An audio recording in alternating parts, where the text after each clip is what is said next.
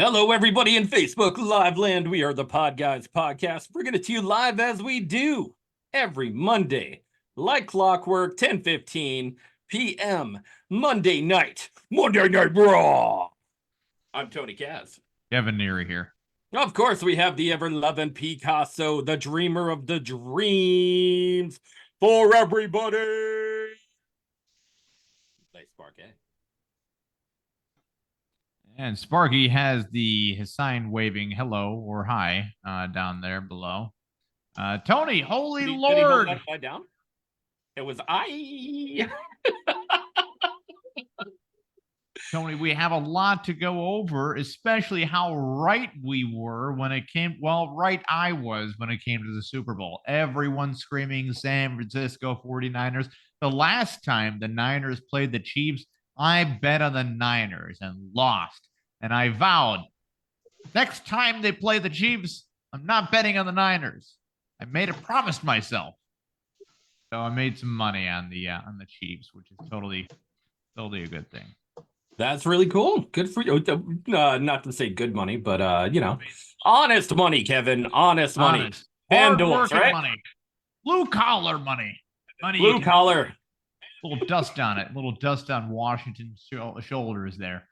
The Super Bowl was one to remember all around. I mean, from the first quarter slow offense to people always betting the over on two highly anticipated offenses, Patrick Mahomes did not disappoint in an overtime comeback win against the San Francisco 49ers defense that kept suddenly getting injured throughout the game, even when maybe just trying to run out to the field. ACL tear from So they had the Niners had some bad juju going on all around. And Brock Purdy played okay-ish because he's an okay-ish kind of quarterback. You have Christian McCaffrey, you're handing it up to in the first quarter. You're doing that in the second quarter. But then you're like, hey, that was really working. Fuck all that. Kyle Shanahan. How do you fire Kyle Shanahan, by the way? Because no offense, he's a good coach, probably a great coach. But it's the same situation that the Bills had. You can't fire Lee. You can't do it because he keeps getting you to the Super Bowl. Also, really major note to make about those Super Bowls. They never win. They just don't win. They're not winning.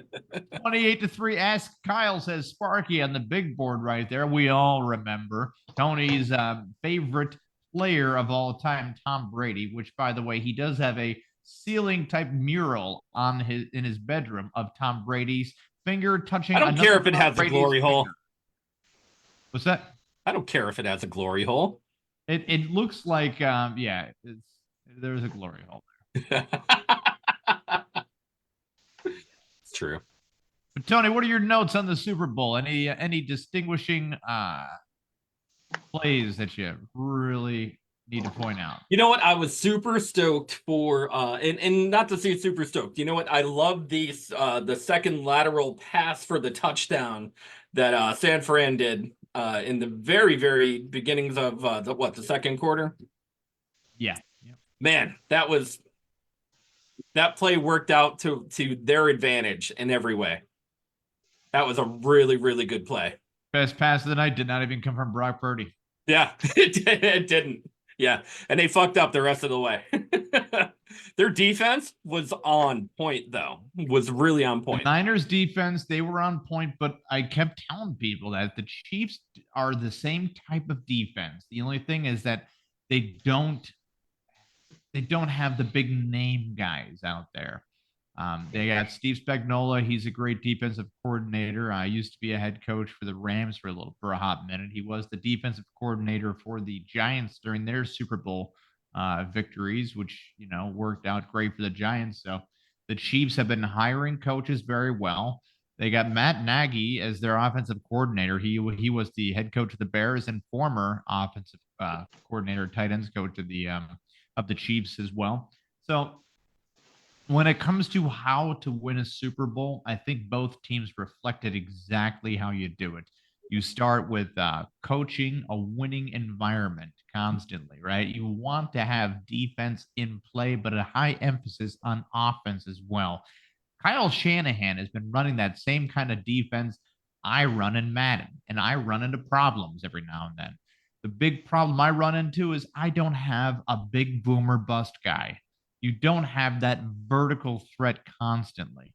Debo Samuel, great wide receiver, but they like to get He's only good route. for 10 yards, 10 to 15 yards. If you could play man to man on these route runners, and then maybe get the free safety in there as a blitz package, which Spagnola loves to run these crazy blitz packages against every team that he's going after that loves to run these little West Coast offense things. Now, Andy Reid was one of the coaches to start up the whole West Coast offense up in Green Bay when he was the offensive coordinator for Brett Favre. And Brett Favre was very well known for not running it correctly because he was high on Vicodin and other painkillers. Kevin, maybe you could tell me, but I noticed something that was majorly wrong with their offense, and someone in particular was lacking last night in the tight end department of San Fran. So George Kittle was not on. He was not on at all. Dude, the over-under for George Kittle was 50 yards. Whenever his over-under is at exactly 50 yards, just bet the under. Do yourself a favor. Whenever it's around 20, yeah, you can trust him. And not to say that he's an integral part of the offense, but he is. He is definitely. And when they play to his advantage, they play as a much better team. No, I absolutely agree with you there. Now, George Kittle, a little off. You can't blame it all on the tight end. No. Yeah, no way. Game plan, and I'm not saying that you are, but that game plan that they had in the first and second quarter, Kyle Shanahan, let's call it Shanahaning yourself. He Shanahan that game up, no problem. He Disneyed himself in the worst way. Dude, I tell you what, he has this Jekyll and Hyde effect when it comes to the first half and the second half of anything. So, second half of the game, he's like, Brock, this is what we do. Throw the ball a bunch. Just keep throwing it. No matter what you do, just only hand it off at least 10% less per play. Let me see here. So the ratio was out of 10 plays, they ran it 7 out of 10 times in the first half. In the second half, they ran it 2 out of 10 plays. So it's not like running the ball wasn't working. Plus, they got all these weird penalties, too. The one play I do take away was and Sparky, if you saw the game, Tony, if you saw the game, if anyone saw the game, Pat Mahomes takes off, runs, and goes out of bounds.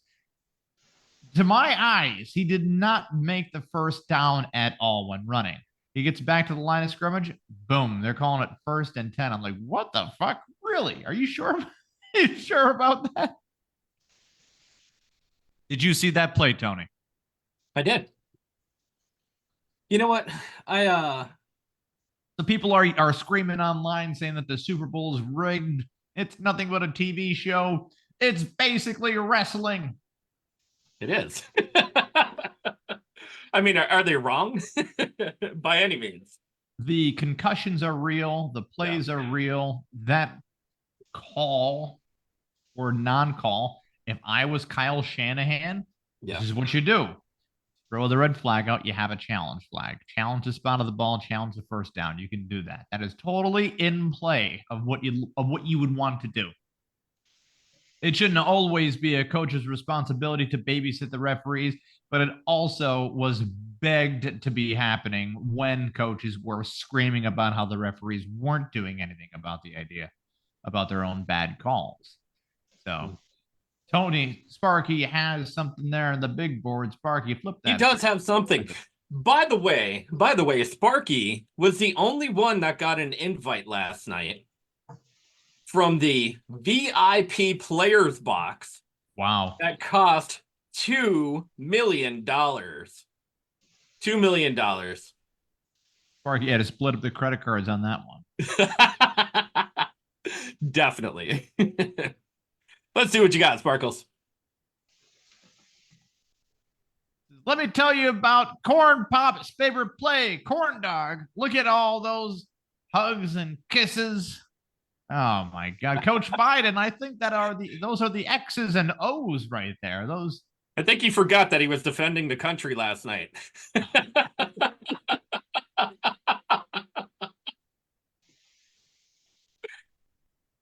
Just saying. Just saying.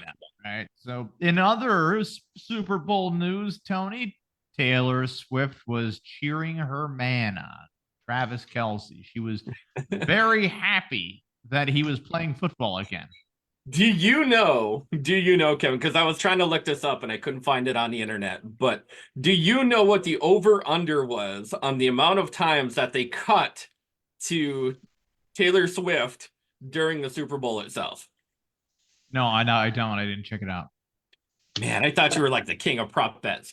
No, I did not check that prop bet one out. She was kind of happy and all that nice stuff. For people that were uninformed, though, people that are completely uninformed, you know who they are. They're normally in their 70s or 80s. They were wondering why Travis Kelce was yelling at his overweight coach girlfriend.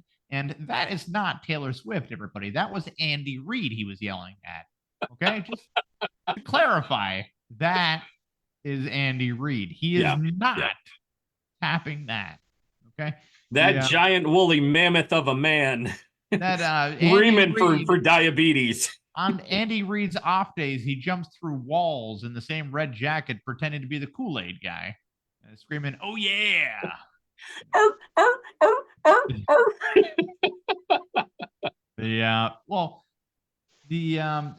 Travis Kelce was upset that he wasn't in on a play, and he should have been in on a play. Even in my opinion, I think he should have. No, dude, he was wide open for the play.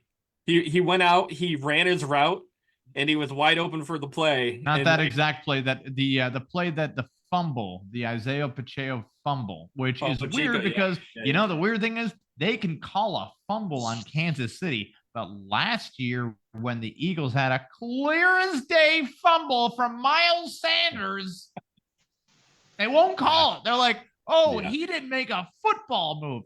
Fuck you. He didn't make a football move. That was a fumble. I love that little cliche word that they use. Football move. Football move. Yeah. It's got to be a juke, a shimmy, a Shazam, a twitch. Now, if you catch the ball, that was your football move. That was your football move. If Son of a bitch. If the ball hits you on the side of the helmet and it falls on the ground, you didn't move. Got news for you. When you're playing football, any movement is a football move. This, all movements while you're playing football count as a football move. Because that's what the fuck you're doing. You gotta be kidding me. I love it.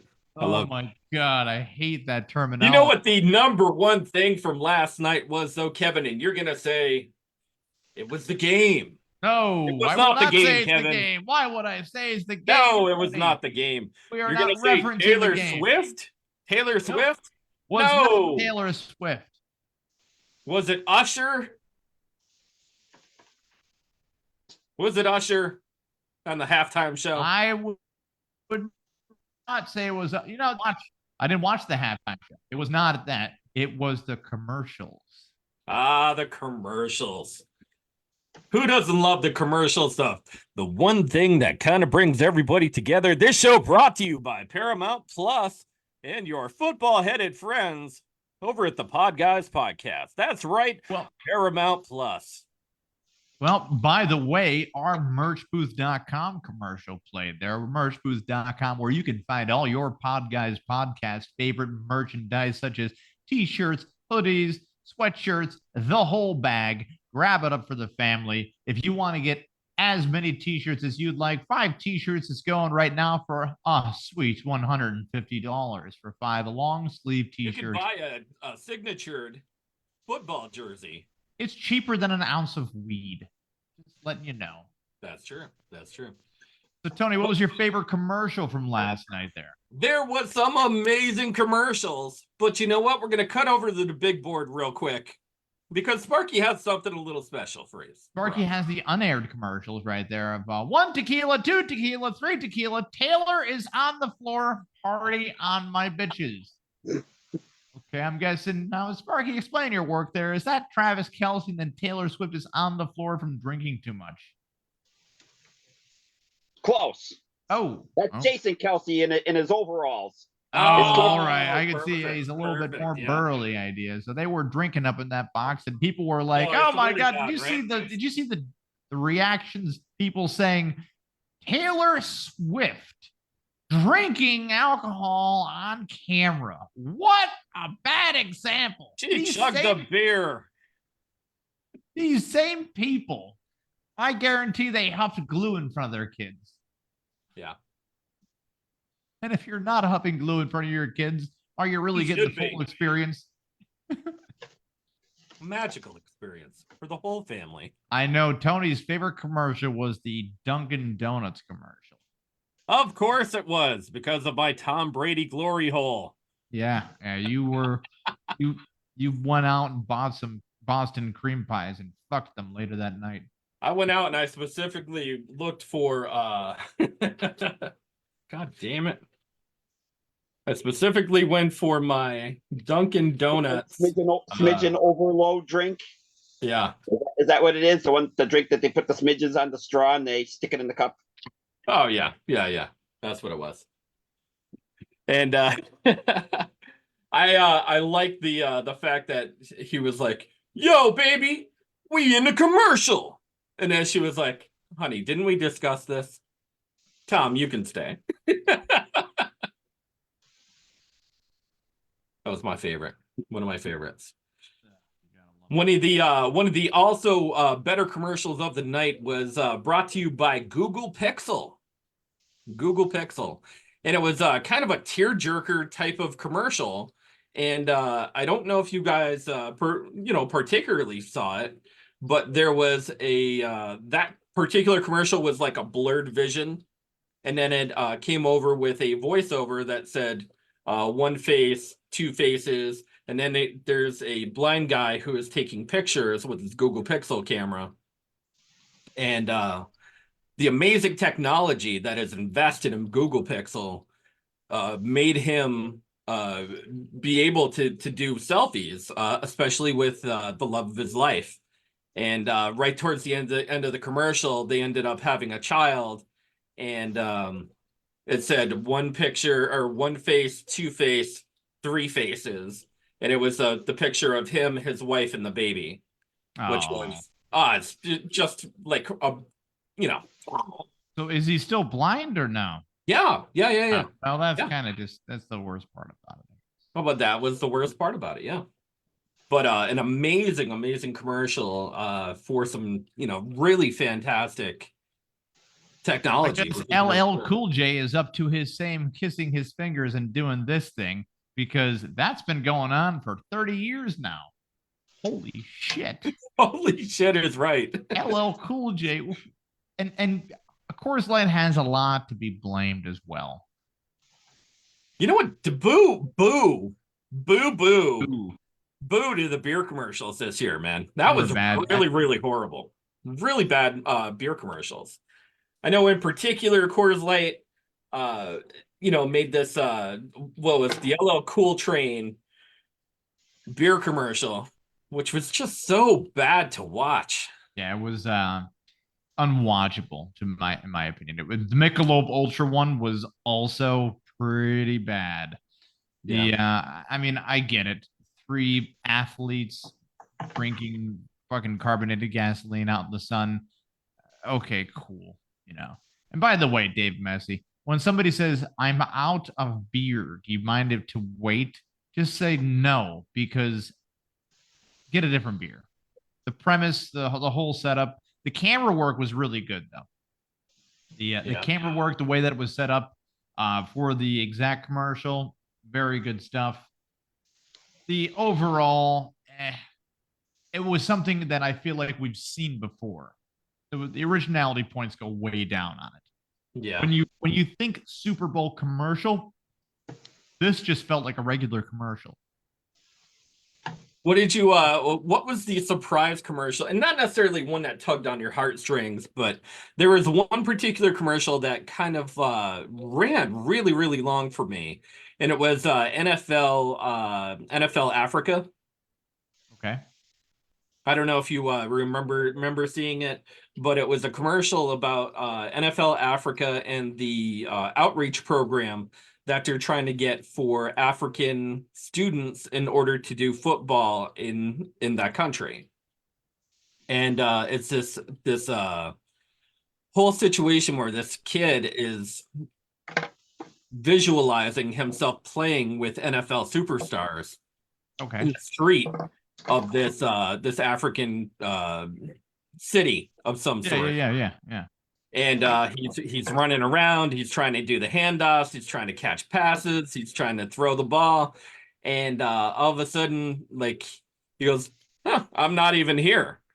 And one of the dogs actually steals his ball and takes off around a corner, and he follows the dog, and the dog actually goes to an NFL compound that is in Africa right now, training a bunch of great superstars from the country. So, I mean, see there, and that's a heartfelt one. I think that one of the better structured commercials that was kind of funny as well was the BMW Christopher Walken commercial. Um, it's basically saying that it's an original concept, BMW, even though it's really not. And they're trying to push that narrative. And Christopher Walken, everybody does the Christopher Walken. Everybody does the Christopher Walken impression. Christopher Walken. There you go. And you're talking about the Born to Play thing right there. Born to Play. I didn't mind the Baja Blast commercial with Aubrey or whatever the hell. The Baja Blast commercial, get blasted.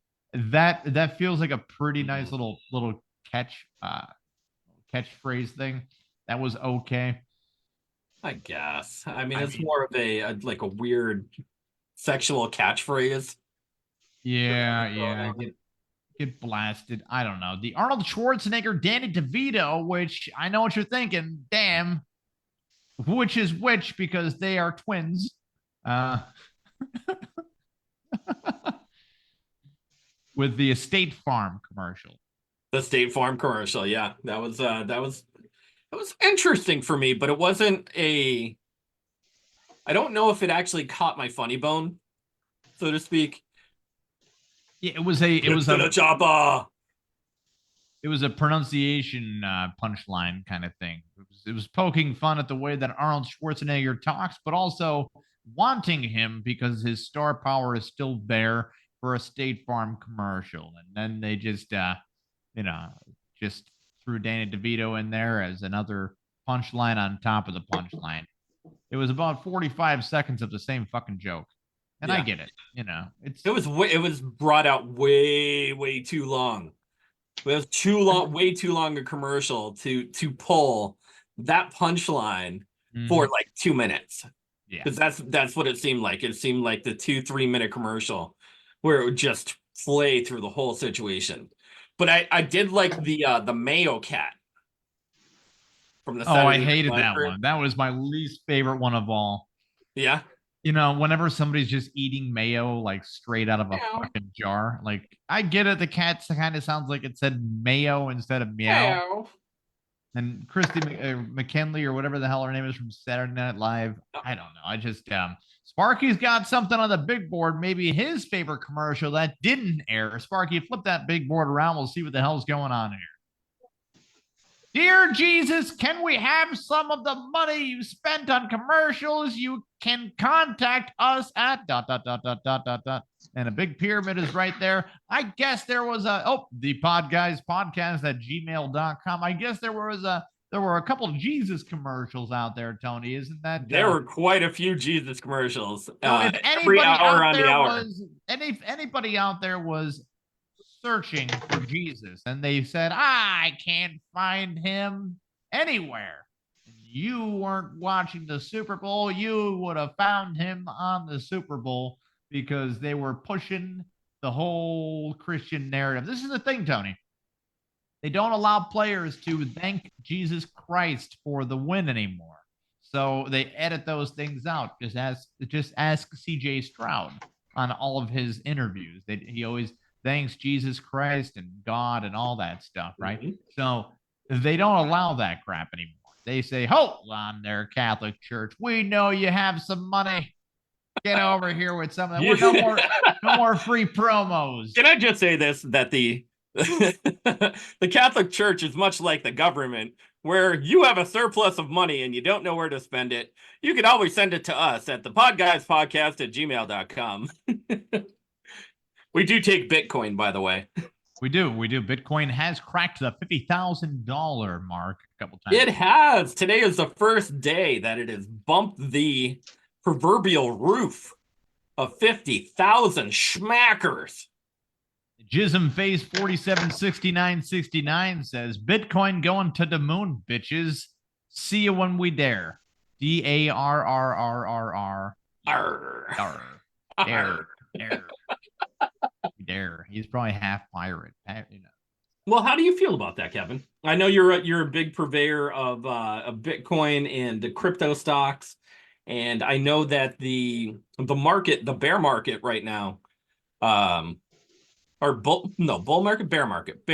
We're in a bullish trend. We're in a bullish trend. Yeah. Yeah, in certain sectors, like the microchip sector is booming right now. NVIDIA, AMD, SMCI, Taiwan Semiconductors they're going to be having a good time for. I think they have about 6 to 10 more months left of having a good time with this run up, big time. Bitcoin, crypto miners are probably the big thing to be looking at right now. So if you have a mining machine out there and you've been mining and really seeing negative results, you just have to stick with it. It's the long haul. As much as quick money gets the media attention. Okay, when people saw stuff about Dogcoin, they went buying Dogcoin. That is what you call in the business selling the news. Don't buy when they're talking about it in the goddamn on MSNBC with Jim Cramer hitting buttons and freaking out and talking about Home Depot and FedEx and all those things. FedEx, UPS, those two are at a big buy right now. I would rather UPS because they have partnerships through Amazon. So I would rather that idea. So right now, FedEx is basically turning into what the third sister child of DHL used to be. Mm-hmm. Long story short, if you have Bitcoin and you think you just want to sell it now, just keep buying it. Set a stop But loss. why, Kevin? Why are we not going to sell it off at the top mark of $50,000? Okay, so what Bitcoin did today was it ended up reaching what you call a double top point. Double tops happen within the 8-month mark of a high top period, consolidation period. A retest at the 50 didn't happen at the 47 area. It retried again and finally did hit the $50,000 top. And so for it to have potential to reach 60,000 is greater now than it would be to have a hard sell-off. So that's why I would suggest people to continue to buy Bitcoin and or any kind of Bitcoin mining stocks, or get yourself a mining machine if you like that idea. I thought it was fun. Not to say funny, but they talk a lot about and not necessarily if you guys are watching right now, this may be a little business-like conversation for you, so do not get bored with the whole situation. We'll get into more fun stuff, I promise. But the Bitcoin market, I know today, roughly about 10 o'clock this morning, almost 11, hit a top of 49,900. And I thought that was going to be the capper for today. And then about an hour later, it hit the 50,000 mark. And then, of course, it crashed down a little bit and hit the dip about 49.5. And then shot back up again, like you said, the double topper, to eventually 50,218, No, 50,301 was the capper at the highest mark for Bitcoin today. Yeah, it's going to keep retesting. It's going to keep retesting different stable areas. But when people have a big misconception of what Bitcoin actually is and how it represents the whole world. It represents the whole world because a majority of the world's currency can buy into the idea. So that also represents a world economy that would represent everybody's military and everybody's currency and all that nice stuff. So as long as American currency's in there, and of course, you have Russian people, they can buy it. China said no more Bitcoin because it gave their citizens some form of financial stability, and they're not about that idea. China is basically they're all about poverty and keeping people in line. Yeah, China is running. China, I would say, is a much larger version of what we describe the worst version of North Korea as.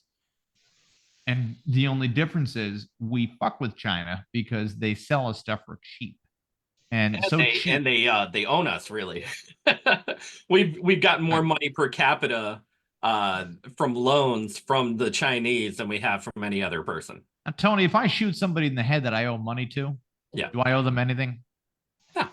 No, exactly. We don't owe China. We give China, here's some of your loan money back. Yeah. Bill Clinton made that deal to be fiscally responsible to spending that he said he would be fiscally responsible towards when it came to the bill that Bill Clinton had, which was we will not spend any extra money without cutting from a different program unless we can secure some money in a loan package. Now, that made America more vulnerable to foreign debt, and foreigners love having American debt. We are also the biggest lender. We are the central currency of the world because we have the most bases in the world. We have the largest military in the world. We have all the technology. And if we don't have all the technology, we will steal the technology that you think you have.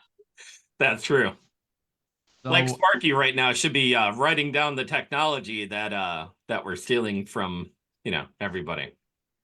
So yeah, not to be too boring of a podcast, but everybody has these doomsday things. Like the only person I'm going to vote for this election, I know Tony likes Donald Trump, which I don't have any problem with somebody that likes Donald Trump. I hate everybody. I hate all politicians. You hate them all. I hate them all. They're all scummy dummies. Vote for Robert Kennedy Jr. There you go. Do it up. Worst case scenario, he loses. Best case scenario, they get him in a convertible. I want Ramaswamy in there. Ramaswamy. I like how I think he's a smart dude. I think he's a fast talker, and not necessarily that we even need that in the Oval Office, but he would be the youngest president to ever be elected if he ever got past that stage as far as getting the votes needed to back him up for the primary situation. He's already dropped out, Tony. Yeah, well, no, that's what I'm saying. If he had gotten okay, yeah. So Ramaswamy does this technique sometimes. I do it, and sometimes you do it too, because we do a lot of talking, Tony. So there's this technique that you do when you're speaking in such a way. It's called interrupting yourself. Okay, you interrupt yourself, and then once you interrupt yourself midway through sentence, you pay homage to the point that you feel could be made on the opposition. Then you continue on with your counterpoint, re-interrupt yourself, and then follow through with your end argument anyways. He was doing that the whole time.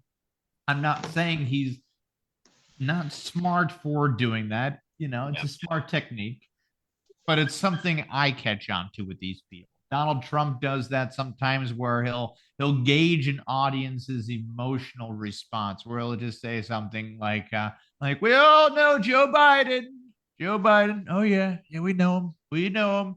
He doesn't know him though. He doesn't know where he is. Joe is looking around. He's staring. He's wandering around. By the way, I'm the same age as Joe. I may be even older. I'm sharper. I'm smarter. I'm a See, young going man. in 2 steps and then backtracking and then back in 2 steps, backtracking. Exact, and it's Yeah. it's a way to talk to keep people's attention and to make it sound like you have more points than what you're actually making. I'm going If to Donald Trump backtrack a wanted to little make- bit myself here. Okay, I hope yep, you're ready. I am ready. So back in January, there's a big hoopla against one of Sparky's favorite country music stars, the very talented, very sexy Dolly Parton. Dolly, yeah. We Yeah, talked about Dolly that. Parton. So she's in a new posting, of course, in the New York Post, talking about someone who, in particularly by the name of Ellie King, Mhm. who in January took the stage very drunk and made a homage to Dolly Parton. I saw the performance, and if that's her drunk, she did a fantastic job. Yes. Did you see the performance, Tony?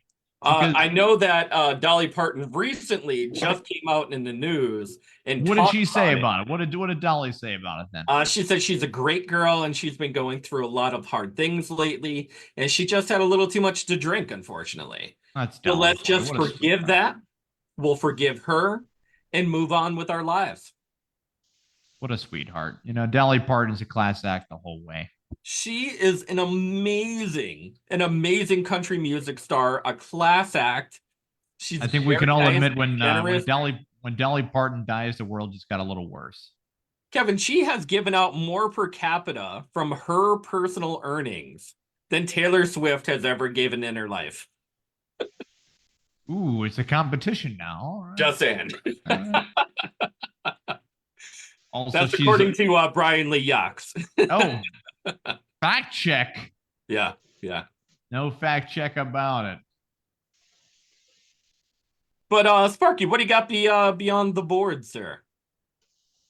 I actually got my list of the top 6 things the United States stole from the world. Oh, I am ready. So I'll go on number 1. Any game console. Okay, we stole a lot of game consoles.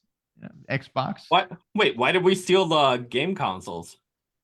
Okay, so Xbox is basically PlayStation. Just stole the technology. No, wait. Nintendo came from Japan. Sega came from. Where did China. Microsoft come from, Also Tony? Japan. Microsoft, Tony. Microsoft. Microsoft is from California.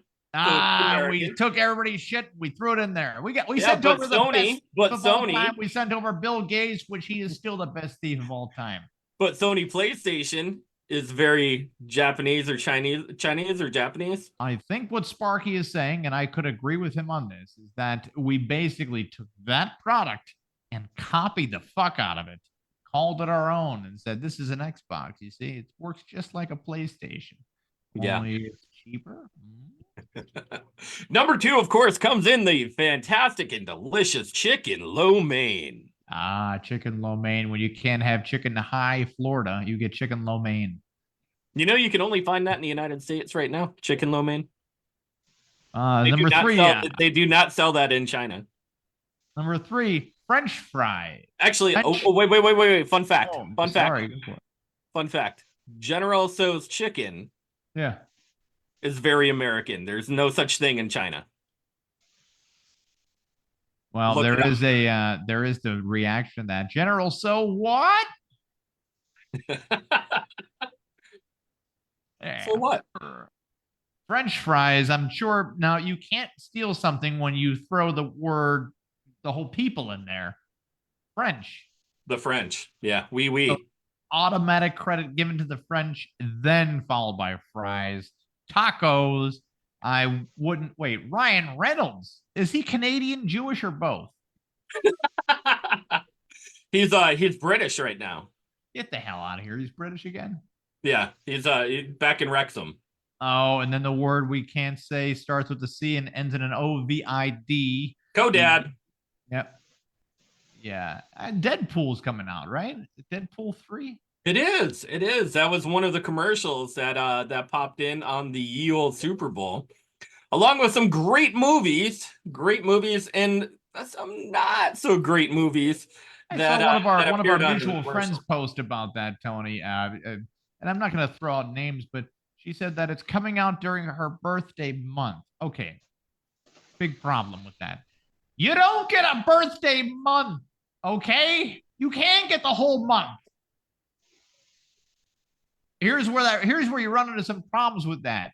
If somebody says, "Hey, isn't Black History Month great?"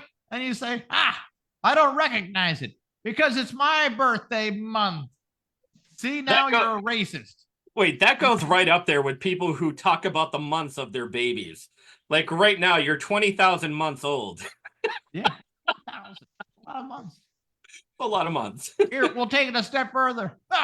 You know why I like fall, Tony? Why do you like fall, Kevin? It's my birthday season. Whole season. Even after my birthday. I wish people a happy birthday on Facebook, and I don't do it every day of that month. I don't say, by the way, also again. But we share the same birthday month, Kevin. What's that? We share the same birthday month and week. We do, yeah. And yeah. we get it all taken care of. One big week. That's true. But it's just now really cool girl, but just like, listen, your birthday month. You got to draw a line somewhere. I drew the line when people started up that shit when they said it's my birthday weekend. I was like, oh fuck, nothing good's gonna come out of this. And then they were encouraged. They said, good for you. I want a birthday weekend. Now they get a birthday month. You know what? How about you're just alive for the year? Celebrate your life every goddamn year. Deadpool 3 is coming out, and it looks like it's going to be another Deadpool movie because there doesn't look to be anything significant about this idea. He's doing the break the fourth wall kind of bullshit. I'm guessing Hugh Jackman's going to play Wolverine. There won't be much of an actual plot or storyline. It's going to be loose. There is actually a plot, Kevin. There's a plot to it. Okay. You got to watch the TV show Loki to figure it out, though. That's true. You, man. I don't want to have to do homework for a plot. If you can't tell me a goddamn story. You got to do homework. It's a storyline within a storyline of a storyline. Yep. Yeah. Because it's all about the TVA, which is the organization that does the Time Variance Authority. And the TVA controls the amazing timelines that happen within the universe itself. So, multiple universes, multiple timelines, and they're trying to expand on that in the Deadpool universe. And of course, they bring back everybody from X Factor who perished in the first movie with Domino, or the second movie. I'm sorry, number 2, the second movie with Domino. But they're bringing everybody back, which is kind of... So here's the exact description right here for the first Deadpool 3 trailer starring Ryan Reynolds as Wade Wilson and Hugh Jackman as Wolverine has been released by Marvel Studios, giving a taste of the only 2024 Marvel Cinematic Universe movie following the Hollywood strikes in 2023. The only Marvel movie to release in 2024 from Marvel Studios will be the Deadpool trilogy finale. However, the Phase 5 adventure is already being hyped up to be one of the biggest entries in the MCU as Deadpool finally joins the Avenger-themed franchise. After weeks of speculation, Reynolds and Marvel Studios have finally released the very first Deadpool 3 trailer during the 2024 Super Bowl, following numerous Deadpool 3 set photos. The trailer debut was also confirmed once and for all that the film will officially be titled Deadpool and Wolverine. Deadpool and Wolverine was directed by Sean Levy, who also co-wrote the script with Reynolds, Reese Paul Wenrick, and Zeb Wells. Levy had just the other day been very cryptic about whether a trailer for the new Deadpool movie would be arriving during the Super Bowl. One of the biggest elements of Deadpool and Wolverine is the major MCU tie-in as the time variant authority from Loki. It is ties Wade's movie series to Marvel Studios continuity, while none of the familiar TVA members from Loki are featured. Matt McFadden's mystery character is revealed to be an agent named Paradox. You fucking gotta be kidding me. Although there is a character who goes by Paradox in Marvel Comics, Deadpool and Wolverine's version appears to be a brand new incarceration. As Deadpool gets entangled with the TVA, Paradox offers him the opportunity to be a hero among the MCU heroes, meaning the Avengers. Deadpool and Wolverine establishes that Wade is more than ready to join, going as far as dubbing himself the Marvel Genius. I saw that in the preview. The Deadpool and Wolverine trailer also makes it clear that the Fox Marvel universe is, in one way or another, being brought to an end.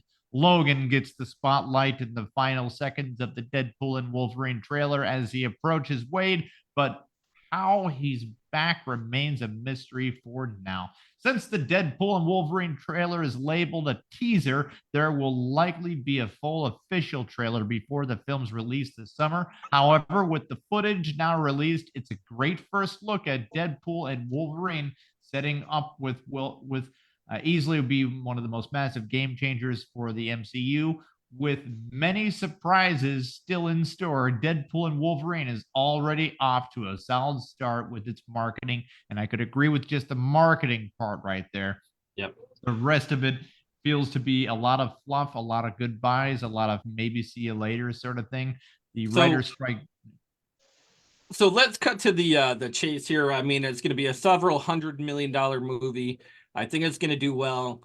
It ties in with the Marvel Cinematic Universe, especially for a Fox production / Marvel movie. Finally bringing everything together for a crescendo. I think it's going to do well.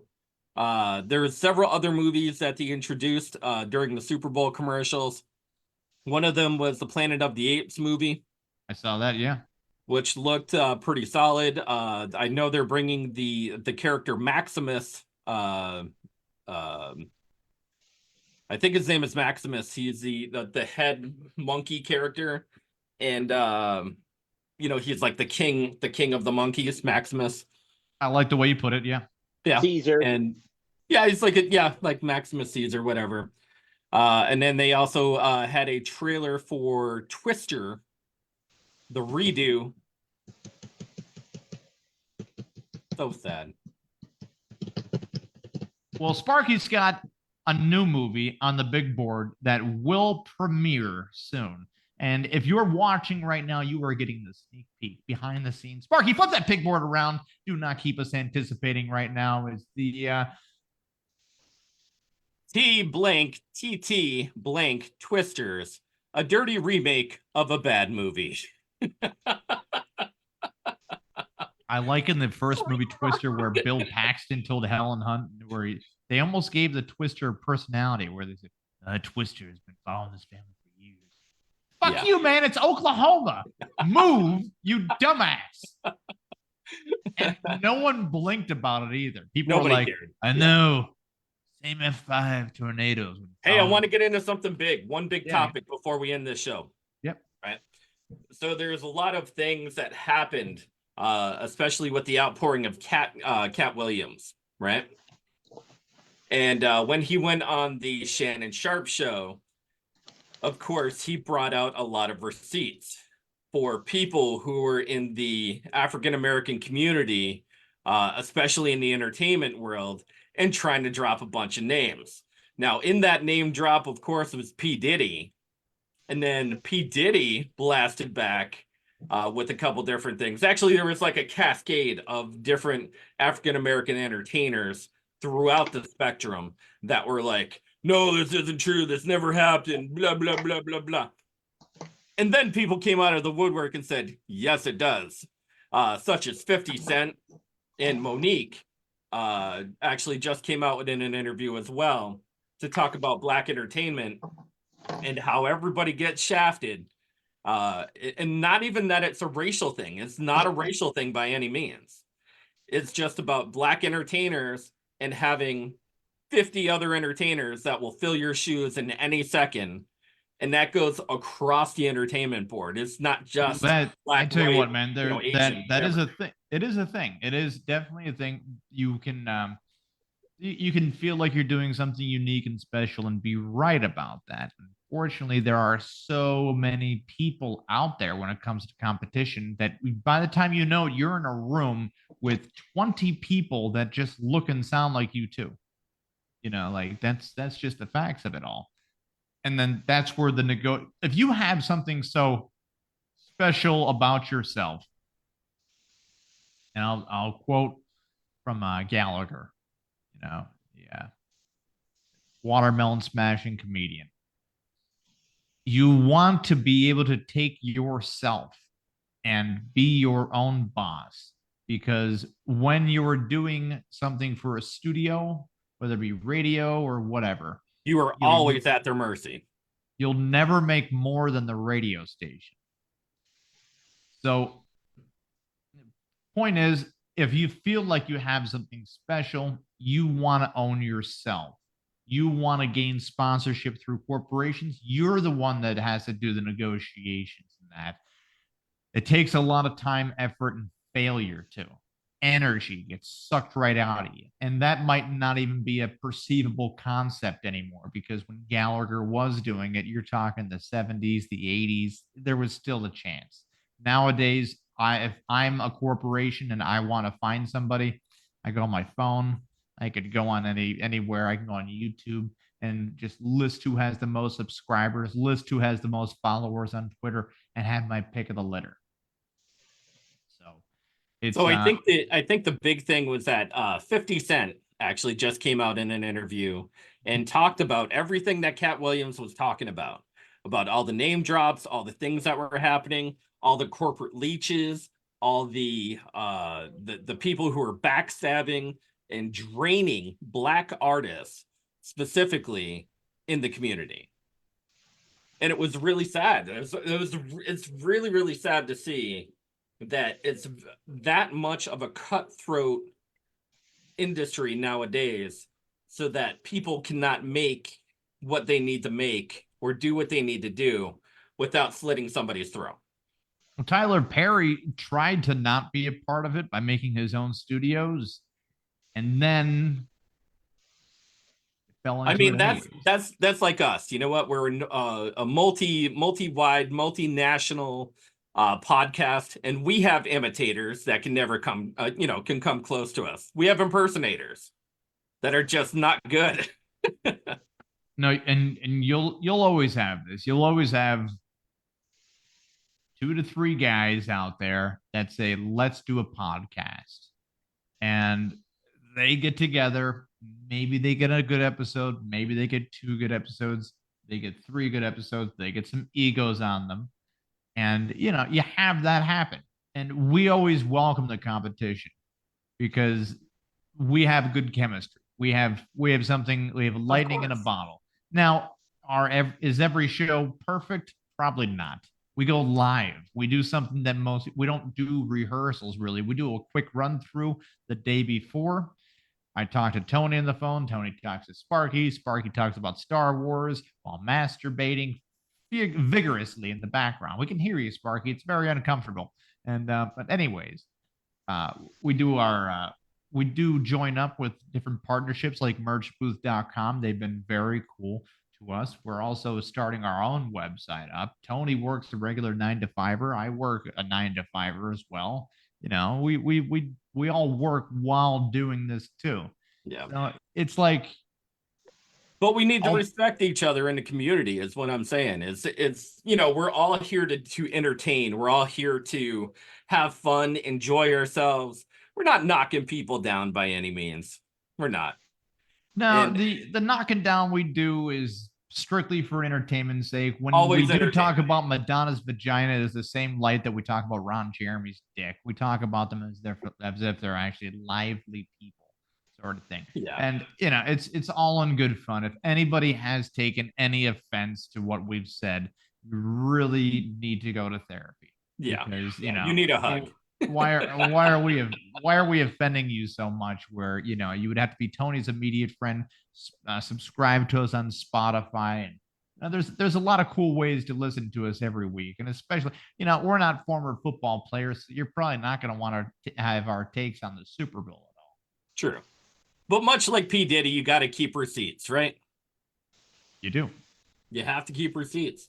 Now, P. Diddy actually came out in an interview because he was one of the first named people. And Sparky, I don't know why you're not drawing this, but P. Diddy came out in an interview and he said, I got a whole list of people. And if I'm going down, I'm taking a bunch of people with me.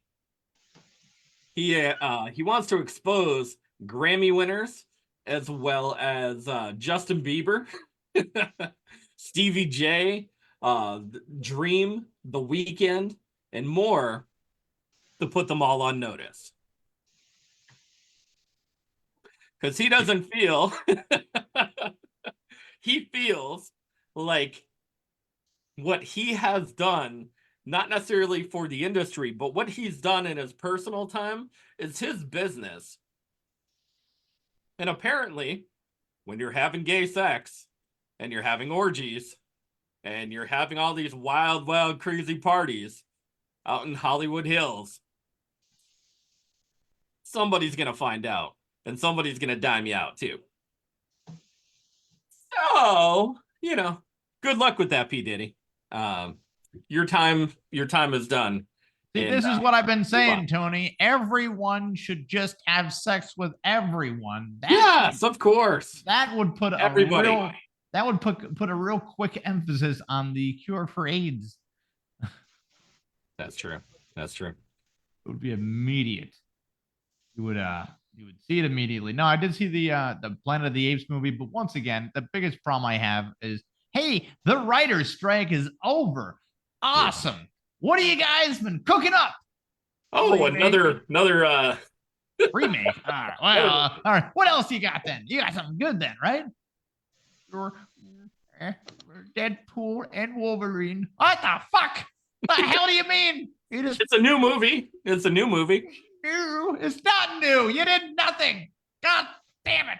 Well, they wrote a whole new script for that particular movie, so it's new entertainment. I could have ChatGPT fucking do that too, man. That's bullshit. I wrote a script for. Is this Deadpool's fucking script then? Blah blah blah. Government takes him. Blah blah blah. You're the only person that can do this job. Blah blah blah. We decided to team you up with this guy too. This happens to be really popular as well. You know who I like to team up with?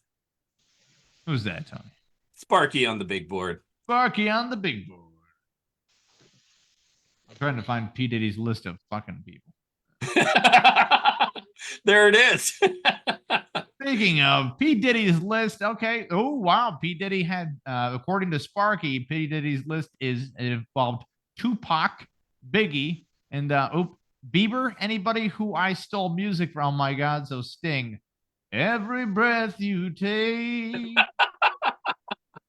It's now retitled Every Dick You Suck, Everyone You Fucked, Every Hey Good Luck, I'll be keeping receipts. I thought it was Every Corner I Cuck.